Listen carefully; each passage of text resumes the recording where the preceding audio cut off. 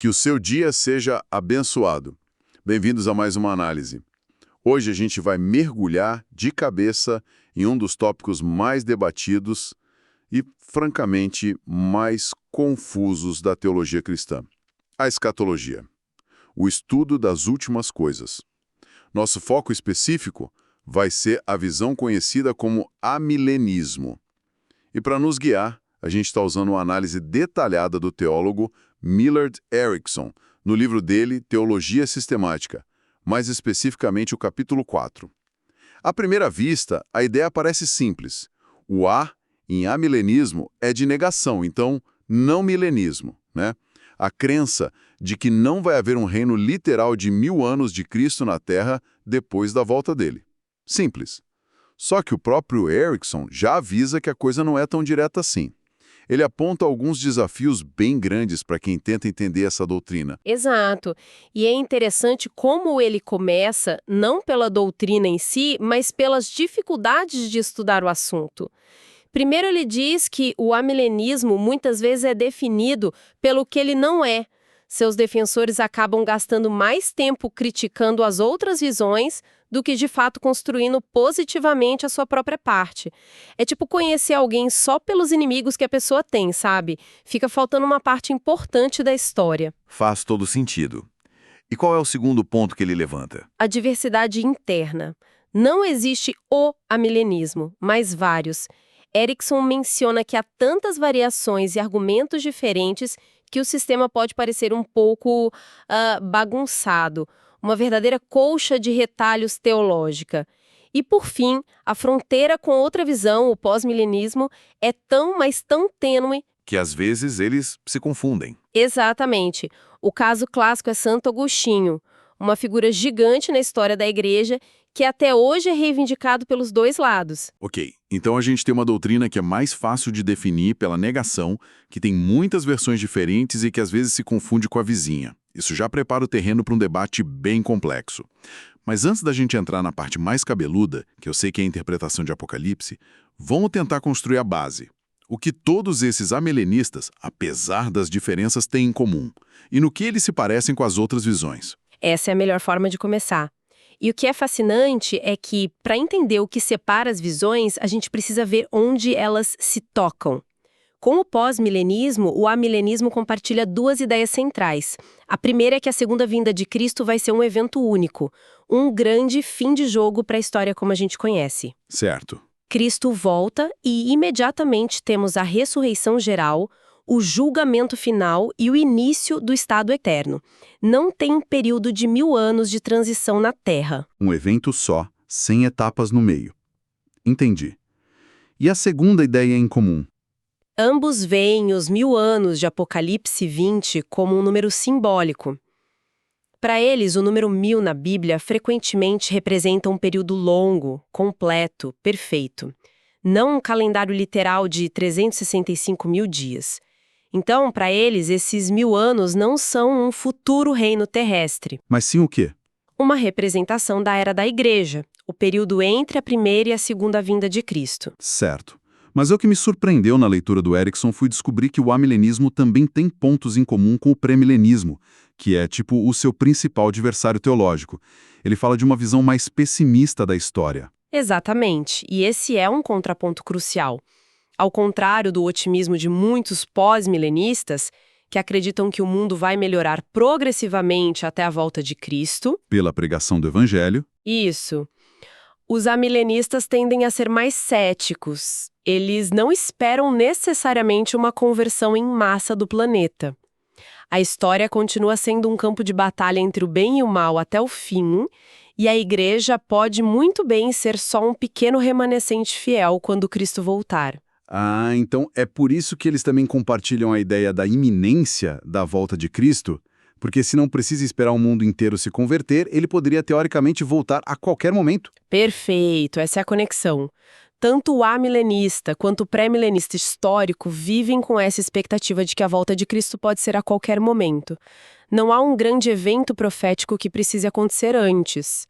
Mas, e aqui está a nuance que Erickson aponta, essa crença não produz o mesmo sentimento nos dois grupos. Como assim? O mesmo sentimento. O pré-milenista tende a estar muito mais focado em sinais dos tempos, em decifrar manchetes de jornais à luz da profecia, sabe? E montar cronogramas detalhados do fim. Já o amilenista típico, por outro lado, tem uma abordagem mais tranquila. Menos ansiosa. Isso. Ele acredita que Cristo pode voltar hoje, mas a preocupação dele não está em decifrar os detalhes da sequência de eventos, e sim em viver fielmente na era presente, que ele já entende como sendo o reino espiritual de Cristo. Entendi. A expectativa é a mesma, mas a ansiedade escatológica é diferente. Ok, acho que a gente tem uma boa base agora. Mas vamos ser honestos, a grande briga, o ponto onde tudo se define, é sempre sobre aquele trecho em Apocalipse capítulo 20. É ali que o bicho pega, não é? Enio volta para Apocalipse 20, versículos 4 a 6. É o único lugar na Bíblia inteira que menciona os 1000 anos. E o texto apresenta um quebra-cabeça monumental para os amilenistas. E qual é o quebra-cabeça? Coloca pra gente de forma simples. O texto diz que um grupo, aparentemente os mártires, viveram e reinaram com Cristo durante 1000 anos. E logo em seguida diz: os restantes dos mortos não reviveram até que se completassem os 1000 anos. E para não deixar dúvida, o autor chama o primeiro evento de a primeira ressurreição. Ok. A pergunta óbvia que um pré-milenista faz é: viu? Tá na cara, uma ressurreição para os crentes no início dos 1000 anos e outra para o resto da humanidade no final. São dois eventos separados por um milênio literal. O desafio do amilenismo é explicar como pode haver duas ressurreições no texto sem que isso signifique um milênio literal na Terra. Certo, porque o resto do Novo Testamento parece falar de uma única grande ressurreição no final de tudo, para justos e injustos. Então, como os amilenistas resolvem essa aparente contradição? Vamos começar pela interpretação mais tradicional que o Erickson apresenta, a de um teólogo chamado Ray Summers. A abordagem do Summers é dizer: calma, a gente não pode ler esse trecho isoladamente, precisa olhar para um estilo do livro de Apocalipse como um todo. Apocalipse é um livro cheio de símbolos, visões, uma literatura altamente figurada. Foi escrito para cristãos que estavam sendo jogados aos leões para dar esperança. Nesse contexto, a prisão de Satanás por 1000 anos, mencionado um pouco antes, não seria uma prisão literal, mas um símbolo.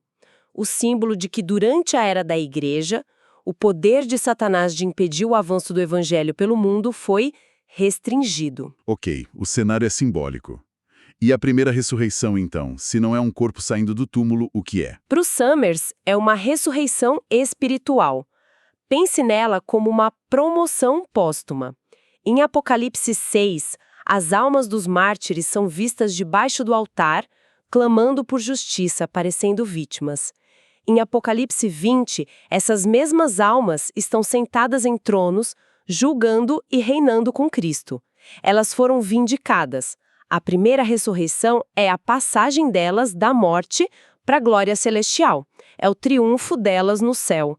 É sobre a alma, não sobre o corpo. Entendi. E a segunda ressurreição dos restantes dos mortos? Essa, sim, seria a ressurreição física, corporal, de todos no final dos tempos. Então, a primeira ressurreição é espiritual e acontece na morte do crente. A segunda é física e acontece na volta de Cristo. Mas espere um pouco. O texto usa o mesmo verbo grego, exesan, para os dois grupos. Ele diz que o primeiro grupo viveu, exesan, e que o segundo não viveu, exesan. Como pode a mesma palavra significar viver espiritualmente no céu, em uma frase, e viver fisicamente na terra, na frase seguinte? Isso não soa um pouco conveniente demais? Quase como forçar o texto a se encaixar na teoria? E você acaba de colocar o dedo na ferida. Essa é, de longe, a crítica mais forte e persistente contra essa interpretação. É um argumento gramatical poderoso. Os críticos dizem, se não há nenhuma indicação do autor de que o verbo mudou de sentido, a leitura mais honesta é que ele significa a mesma coisa nas duas vezes. E é essa crítica que abre a porta para uma segunda abordagem amilenista muito mais radical, que Erickson explora em detalhes. A de James Hughes. E o que o Hughes faz? Ele tenta defender a visão tradicional. Pelo contrário, ele leva a crítica tão a sério que concorda plenamente com ela. Ele diz, vocês estão certos. O verbo exesan tem que significar a mesma coisa nas duas vezes em que aparece. É uma questão de honestidade exegética. Ué, mas então ele se encurralou. Se o significado é o mesmo e a ressurreição no final dos tempos é física, então a primeira também teria que ser. E aí ele vira pré-milenista. Ah, mas é aqui que vem o pulo do gato.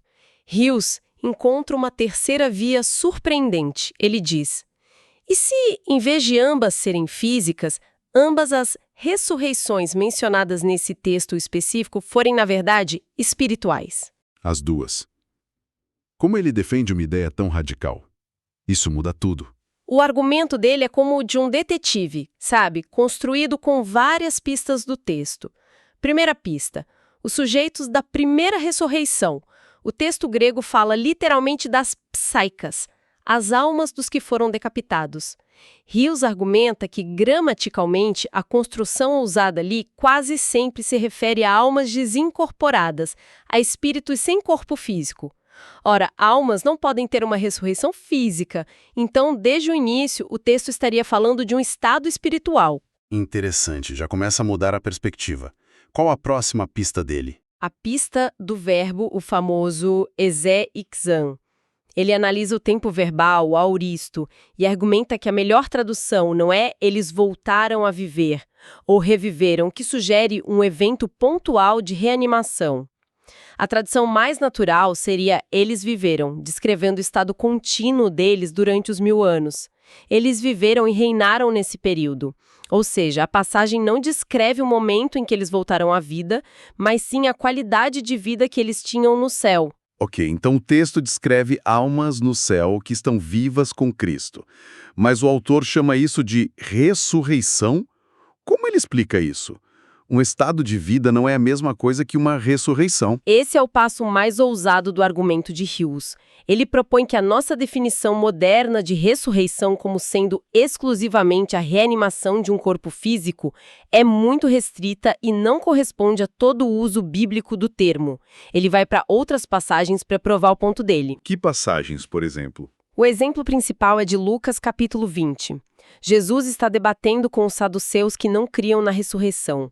Para provar que a ressurreição é real, Jesus não fala sobre corpos saindo de túmulos.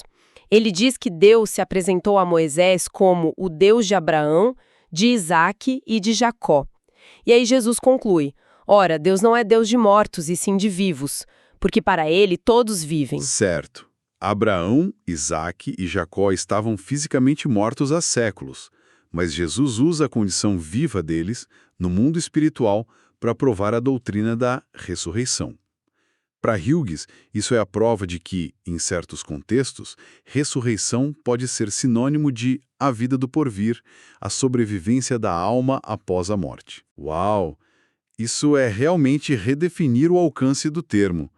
Ele está basicamente dizendo que, quando o Apocalipse 20 fala da primeira ressurreição, está usando o termo nesse sentido mais amplo de Lucas 20, a entrada da alma do crente na vida celestial. Exatamente.